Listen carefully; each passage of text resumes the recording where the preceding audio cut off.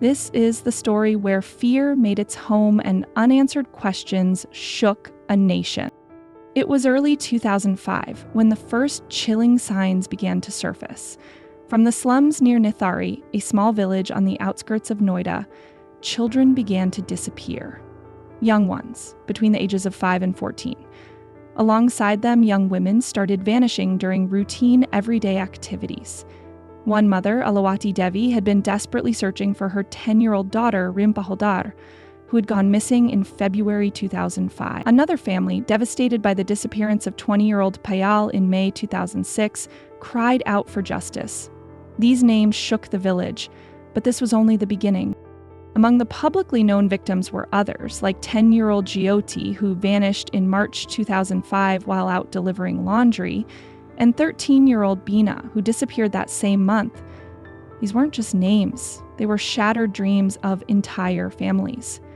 But the question remained, how many had vanished in total? According to estimates, between 2005 and 2006, at least 19 children and young women had gone missing. Countless helpless parents roamed the streets of Nithari, clutching fading photographs of their loved ones, searching for answers. But where did they go?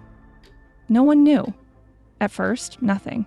The Noida police dismissed the complaints. Officers brushed them off, claiming the children had likely run away from home or had moved out as they grew older. But the anguish in the parents' eyes told a different story. One father, Jabu Lal, staged a sit-in at the police station holding a photo of his daughter Jodi, but no one listened. The negligence only fueled public anger. By 2006, murmurs turned into shouts. The people of Nithari started asking, is someone taking our children? Is this part of a bigger conspiracy? But no answers came, only fear. Then, in December 2006, everything changed. Two local residents noticed something strange near the drain behind house D5 in Nithari. Beneath a heap of trash, they found something horrific: human bones and scraps of clothing, some appearing to be children's garments. This discovery marked the beginning of a nightmare. They immediately alerted the police. But once again, the police were slow to respond. So the locals started digging themselves, and what they found would horrify an entire nation. They unearthed skeletal remains, strands of hair, and torn clothes. More and more kept surfacing. Fear consumed Nithari. The discovery of human remains sent shockwaves through the area. Public outrage spilled into the streets. Families demanded answers. The media began relentless coverage, and under mounting pressure, the case reached the High Court, which issued a direct order to the Noida police. File a case. Launch a full investigation. But could the police really uncover the truth? By January 2007, the pressure was so intense that the Noida police were forced to act. Initially, their efforts were uncoordinated and sluggish. They searched the area around D5, gathering scraps of evidence. Pieces of cloth, bones, fragments of belongings. Still, police officials floated theories like it might have been an accident, the remains were possibly dumped from somewhere else. Families, including Alawati Devi and Jabu Lal, filed legal complaints, accusing the police of negligence and misconduct. On January 10, 2007, the High Court transferred the case to the CBI, India's top federal investigative agency, because the public had lost all trust in the local police. The Central Bureau of Investigation wasted no time. A team of forensic specialists and investigators descended on Nithari. They re-examined House D5 and the surrounding area, combing every inch for clues. They recovered more skeletal remains, clothes, and possible murder weapons. The CBI began questioning Moninder Singh Pandher, the owner of House D5. Neighbors told investigators that Pandher's domestic help, Surinder Koli, was often seen loitering alone, speaking with local children. This was the first time suspicion officially fell on both Pandher and Koli. The remains were sent to forensic labs. DNA testing confirmed the bones were human and that they belonged to at least 16 different victims, including children and young women. Examiners noted cut marks on many of the bones, clear signs of violent dismemberment. But a darker question remained. And who was the killer, and why? Investigators checked Pandher's phone records and discovered a pattern. frequent late-night calls, which raised suspicion. The CBI dug deeper into Surinder Koli. Neighbors said he was often seen calling children toward the house, after which they were never seen again. This was the first concrete lead, but the pressure didn't stop. Even the CBI was under fire. The public was impatient. How long will it take? Where is justice? The media's 24/7 coverage intensified. The High Court ordered the CBI to deliver initial results within 30 days. Then, in February 2007, the investigation hit a breakthrough. A witness came forward claiming to have seen someone dumping objects into the drain behind House D5. That testimony added momentum to the case. Yet still, the killer's identity remained unconfirmed. The CBI detained both Koli and Pandher for interrogation. During initial questioning, Koli stayed silent. Pandher, however, claimed that he didn't live there full time and that everything was Koli's doing. For the first time, two names were clearly in focus, but a deeper question loomed. Were both of them guilty, or was one of them a scapegoat? This investigation revealed how public pressure and media outrage shook the entire system. Without it, the truth may never have come out. But so many questions still remained. Who was the real killer? And why were these lives taken so cruelly? The Central Bureau of Investigation, CBI, had taken both Surinder Koli and Moninder Singh Pandher into custody. But the truth still lay buried until one day, everything changed. Surinder Koli confessed, and what he admitted would shake the conscience of the entire nation.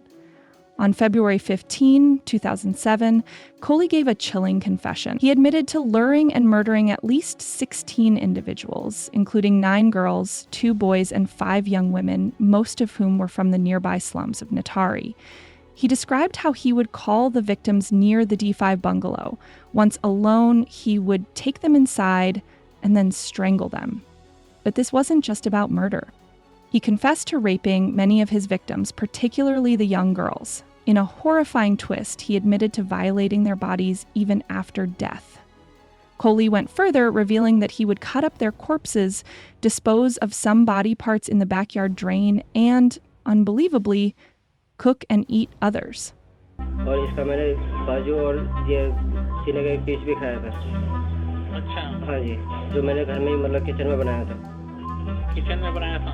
This was cannibalism, the kind of depravity that seems impossible to imagine. He confessed to burning the victims' clothes and destroying other evidence to cover his crime. His revelation sent shockwaves through the CBI and across the country. Koli insisted he had acted alone, but as investigators dug deeper, suspicions around Moninder Singh Pandher also began to grow. Pandher's late-night phone calls raised red flags. Neighbors claimed he was often present at the bungalow during the disappearances.